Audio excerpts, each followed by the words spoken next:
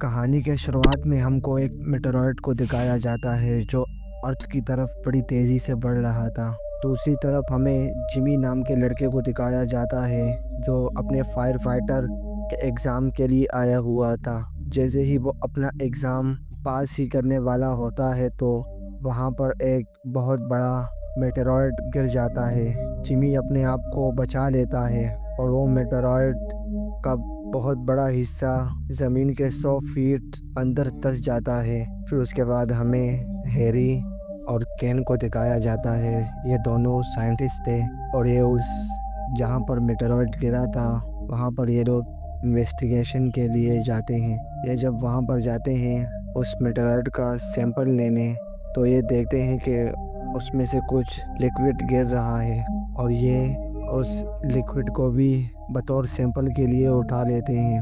جب can microscope میں دیکھتا ہے کہ اس میں تو ایک ایلین لائف موجود ہے اور وہ کچھ سیکنڈوں میں ہی 1 سے 2، 2 سے 4 ہو رہے ہیں تو یہ دیکھ کر وہ بہت زیادہ ٹینشن میں آ جاتا ہے۔ وہ ہیری سے بھی یہ بات بتاتا ہے اور ہیری بھی مائکروسکوپ میں دیکھتا ہے اور ہیری بھی حیران ہو جاتا ہے یہ دیکھ کر، کیونکہ وہ بہت جلدی 1 سے 2، 2 سے 4 ہو رہے تھے۔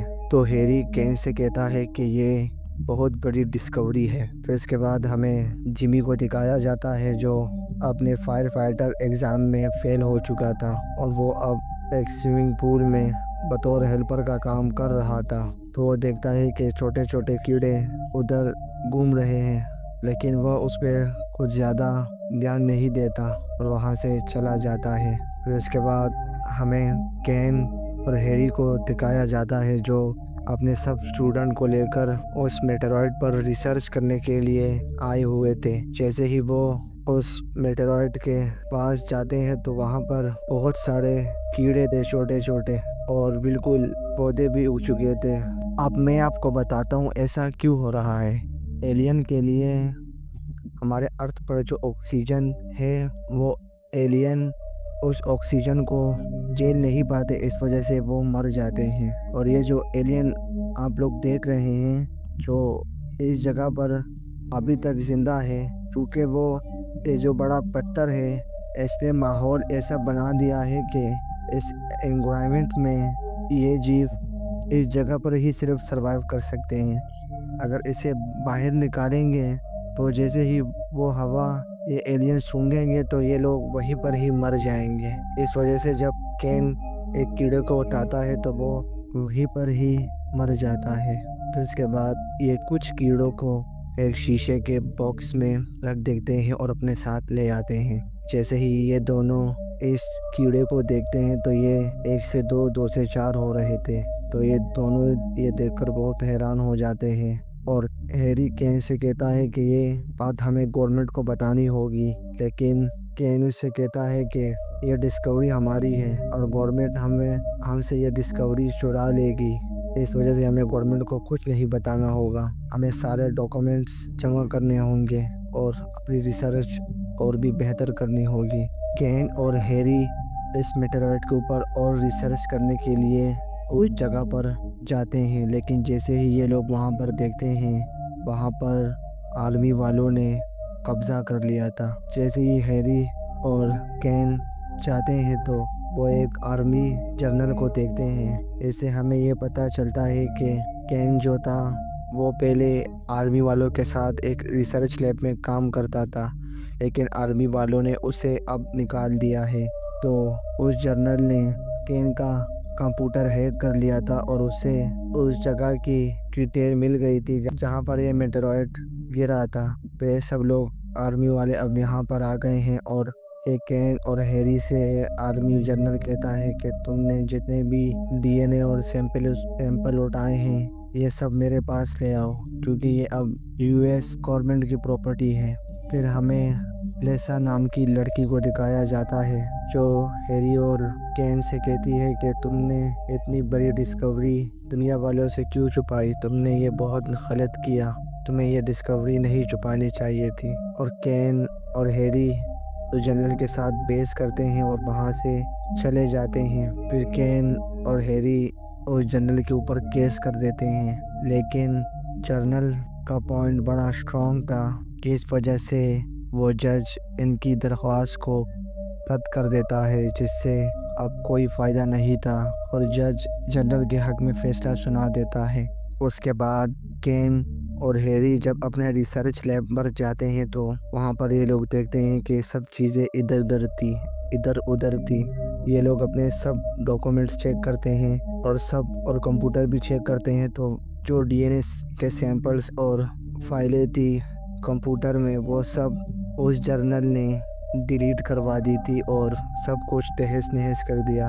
اس وجہ سے ہیری اور کین کو بہت غصہ آتا ہے، اور وہ اس جگہ کے لیے نکل پڑتے ہیں جہاں پر میٹرائٹ تھا اور جہاں پر آرمی والوں نے قبضہ کر لیا تھا۔ تو وہاں پر جاتے ہیں آرمی جنرل مر کر، اور وہاں پر انٹری کر دیتے ہیں، اور یہ سوٹ بھی پہنتے ہیں تاکہ یہ لوگ جہاں پر وہ میٹرائٹ گرا تھا وہاں پر اب ایلین لائف موجود تھی، تو یہ لوگ یہ سوٹ اس وجہ سے پہنتے ہیں کہ وہاں پر یہ لوگ سانس لے سکیں۔ یہ لوگ جیسے ہی وہاں پر جاتے ہیں تو ہم دیکھتے ہیں کہ چھوٹے چھوٹے سے کیڑے رینگنے والے ادھر ادھر گھوم رہے تھے۔ یہ دونوں بہت حیران ہو جاتے ہیں کیونکہ یہ بہت جلدی بڑے ہو رہے تھے، اور ان لوگوں کی گروتھ بہت جلدی ہو رہی تھی، اور ان لوگوں کی تعداد بھی بہت بڑھ گئی تھی۔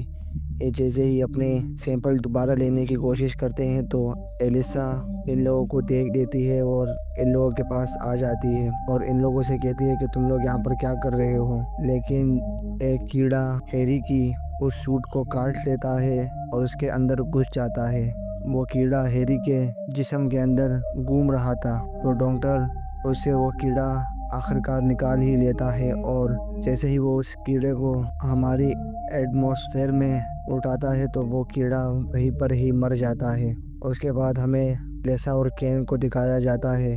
لیسا کو یہ بات بالکل پتہ نہیں تھی کہ جنرل نے ان لوگوں کے سارے ڈاکومنٹس اور فائل اور ڈی این اے سب چرا لیا ہے۔ اس کو اس بات کا بالکل اندازہ نہیں تھا، اور کین اور لیسا دونوں ایک اچھے دوست بھی تھے۔ اس کے بعد ہمیں جمی نام کے لڑکے کو دکھایا جاتا ہے جو ایک امیر انسان کے ساتھ کام کر رہا ہوتا ہے۔ جیسے ہی وہ امیر انسان اپنی گرل فرینڈ سے ایک جگہ پر ملنے جاتا ہے تو وہاں پر ایک ایلین مگرمچھ نکل جاتا ہے اور اسے پانی میں کھینچ لیتا ہے۔ ہمیں جمی کو دکھایا جاتا ہے۔ جیسے ہی یہ دونوں آتے ہیں تو جمی دونوں کو ایک کمرے میں لے جاتا ہے اور کین اور ہیری سے کہتا ہے کہ یہ دیکھو، جس کے ساتھ امیر آدمی کے ساتھ میں کام کرتا تھا، یہ اسے کھا گیا اور یہ پھر خود ہی مر گیا، تو میں اسے یہاں پر لے آیا۔ پھر ہمیں کینیسا نام کی ایک بوڑھی عورت کو دکھایا جاتا ہے جس کے گھر میں بہت سارے کیڑے آ گئے تھے۔ جیسے ہی وہ اپنے واش روم کا دروازہ کھولتی ہے تو وہاں پر ایک کیوٹ سا ایلین ہوتا ہے۔ جیسے ہی وہ اس کے پاس جاتی ہے تو وہ خوفناک بن جاتا ہے اور اپنی جیب باہر نکال لیتا ہے۔ جیسے ہی وہ اس عورت کو مارنے والا ہوتا ہے تو ایک دوسری اور لیڈی آتی ہے اور اس کے اوپر جیسے ہی فائر کرنے والی ہوتی ہے تو وہ ایلین اور ایلینوں کی طرح خود ہی مر جاتا ہے۔ پھر اس کے بعد کین لیسا سے کہتا ہے کہ یہ ایلین بہت زیادہ خطرناک ہے، ہمیں ان سب کو ختم کرنا ہی ہوگا، لیکن لیسا کین سے کہتی ہے کہ ہم سب ہینڈل کر لیں گے، تم ٹینشن مت لو اس بات کی۔ یہ دونوں جب بات کر رہے ہوتے ہیں تو وہاں پر ایک پولیس والا بیٹھا ہوتا ہے، اور وہ پولیس والا کین سے کہتا ہے کہ ایک اور کیس بھی رپورٹ ہوا ہے، ایک ایلین نے ایک عورت پر حملہ کیا لیکن وہ ایلین خود ہی مر گیا۔ تو کین اس پولیس والے سے کہتا ہے کہ مجھے وہاں پر لے چلو۔ تو کین جیسے ہی وہاں پر جاتا ہے تو وہ دیکھتا ہے کہ وہی ایلین وہاں پر مرا پڑا تھا، اور یہ لوگ جیسے ہی فائر کی طرف نکلتے ہیں تو یہ دیکھتے ہیں کہ چاروں طرف ایلین مرے پڑے ہوتے ہیں، کیونکہ وہ ہمارے ارتھ پر سانس نہیں لے سکتے تھے، اس وجہ سے سارے ایلین مر گئے تھے۔ اور ہیری بتاتا ہے کہ اتنی تعداد میں یہ اس وجہ سے باہر نکل رہے ہیں کہ یہ جو ٹنل ہے یہ سب آپس میں ملی ہوئی ہیں، اس وجہ سے یہ ایلین اتنی بڑی تعداد میں اس ٹنل سے باہر نکل رہے ہیں، یہ آپس میں کنیکٹ ہے یہ سب ٹنل۔ پھر اس کے بعد ہمیں ایک ایلین ڈریگن کو دیکھتے ہیں جو اپنے منہ سے ایک انڈے کو باہر نکال دیتا ہے، جس سے ایک ڈریگن نکلتا ہے اور وہ ہمارے ارتھ پر سانس لے رہا تھا تو وہ اڑ جاتا ہے۔ اڑتے اڑتے وہ ایک مال پہ چلا جاتا ہے۔ وہ مال پہ تباہی مچا رہا ہوتا ہے۔ وہاں پر کین، جمی اور ہیری بھی وہاں پر پہنچ جاتے ہیں اور کین اس ایلین ڈریگن کو مار دیتا ہے۔ یہ نیوز سب اخبار، سب چینل والے سب دکھا رہے تھے اور عوام میں بھی بہت زیادہ خوف آ گیا تھا۔ یہ بات گورنر تک بھی پہنچ گئی تھی، تو گورنر اسی ملٹری بیس میں جاتا ہے اور اس جنرل سے کہتا ہے کہ آخر تم ان ایلینوں کو کنٹرول کیوں نہیں کر پا رہے ہو؟ تو لیسا اس گورنر کو بتاتی ہے کہ 2 مہینے میں ان کی تعداد اور بھی بڑھ جائے گی، کیونکہ یہ بہت تیزی سے بڑھ رہے ہیں۔ ہم ان ایلینوں کو نہیں روک سکتے۔ دوسری طرف جمی، کین اور ہیری بھی وہاں پر آ جاتے ہیں، تو جنرل گورنر سے کہتا ہے کہ یہ سب ان کی کارکردگی ہے کہ اگر یہ لوگ اس جگہ پر نہیں جاتے تو ایکسپیریمنٹ والی جگہ پر تو یہ سب نہیں ہوتا۔ تو گورنر ان سب سے کہتا ہے کہ چپ ہو جاؤ، مجھے صرف اور صرف سلوشن چاہیے۔ ہمارے پاس کسی کے پاس سلوشن ہے۔ پھر اس کے بعد ایک ایلین بندر گورنر پر اٹیک کر دیتا ہے۔ جیسے ہی گورنر کو مارنے والا ہوتا ہے تو جمی اس کے اوپر فائر کر دیتا ہے اور اس ایلین کو مار دیتا ہے، جس سے گورنر کی جان بچ جاتی ہے۔ اس کے بعد گورنر جنرل کو سارے اختیار دے دیتا ہے اور جنرل سے کہتا ہے جو کرنا ہے وہ کرو، لیکن ان سب ایلینوں کو مار دو، اس میں سے کوئی بھی زندہ نہیں بچنا چاہیے۔ تو جنرل کین، جمی اور ہیری سے کہتا ہے کہ تم اب یہاں سے جا سکتے ہو، لیکن لیسا بھی ان لوگوں کے ساتھ چلی جاتی ہے اور وہ ہیری سے کہتی ہے کہ میں تمہارے ڈاکومنٹس، تمہارے ڈی این اے سب وہاں سے لے آئی ہوں۔ پھر یہ لوگ سوچ رہے ہوتے ہیں تو کین کہتا ہے کہ یہ سیمپل ابھی تک ڈی این اے میں تبدیل کیوں نہیں ہوا؟ تو ہیری اس کے اوپر ایک تیر ہی پھینک دیتا ہے، جس سے وہ ڈی این اے ایکٹیویٹ ہو جاتا ہے اور وہ پڑھنے لگتا ہے۔ تو کین کو سمجھ آ جاتا ہے کہ یہ سب ماجرا کیا ہے۔ تو کین کہتا ہے کہ یہ میٹرائڈ جب ارتھ میں تھا تو ارتھ کی جگہ ٹھنڈی ہوتی ہے، اس وجہ سے یہ ایلین لائف وہاں پر ایگزسٹ نہیں کر سکتی تھی، اور یہ ہمارے ارتھ پر آیا تو اسے وہ گرمی مل گئی جس سے ایلین لائف نے جنم لیا۔ اور یہ جو میرے ساتھ سیمپل پڑا ہوا تھا یہ فریج میں رکھا ہوا تھا، اگر یہ میں باہر نکال دیتا تو یہ بھی ایلین لائف میں تبدیل ہو جاتا۔ وہ کہتا ہے اگر جنرل بلاسٹ کریں گے تو یہ ایلین تعداد میں اور بھی بڑھ جائیں گے۔ تو لیسا جنرل کو کال ملاتی ہے، لیکن جنرل اس کی کال ریسیو نہیں کرتا اور کاٹ دیتا ہے۔ پھر اس کے بعد کین کو ایک آئیڈیا آتا ہے اور وہ پروٹیکٹیو ٹیبل دیکھتا ہے۔ وہ کہتا ہے کہ جیسے کاربن ہمارے لیے زہر ہے تو سیریلیم ایلین کے لیے زہر ہے۔ تو اس کے 2 اسٹوڈنٹ اس کو بتاتے ہیں کہ شیمپو میں بھی سیریلیم ہوتا ہے۔